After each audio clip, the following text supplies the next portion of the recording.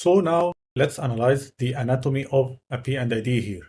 On the top, we can see the primary equipment data. Here it's the data of a vessel, which is in this drawing.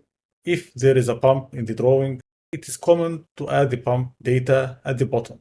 We have a box on the right to the bottom, commonly called as the title block. Here it may not show lots of information. However, in this box, it's common to add the name of the company, which is the plant owner, or we can add also the name of the project, the engineering contractor who developed this P&ID, and the signatures of individuals who developed the P&ID. We can also see the P&ID drawing number, which is PID 01 in this case. This is because most probably we shall have a set of P&IDs to cover this scope.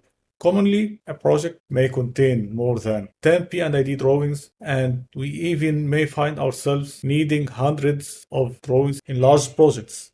So, to control these drawings, we need to assign a P&ID number to each drawing. So we should assign a unique number related to each drawing to distinguish it from other drawings.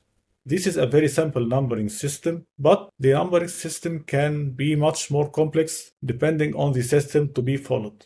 Also, on the P&ID here, we can see the notes section on the top right.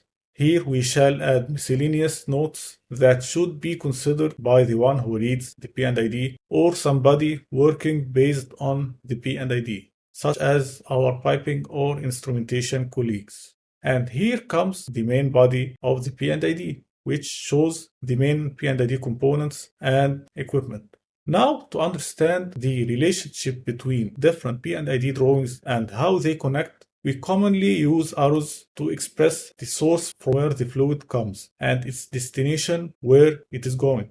This is commonly made through continuation arrows. So, for example, here, the treated oil from the separator goes to the oil pump. This is through the line number 10HC02. The pump P&ID is located in the drawing number PID02. So, if I open this drawing PID02, I should see this line with its number matching the number of PID01, which is here 10HC02. Finally, it happens in many P&ID drawings that we use grid systems.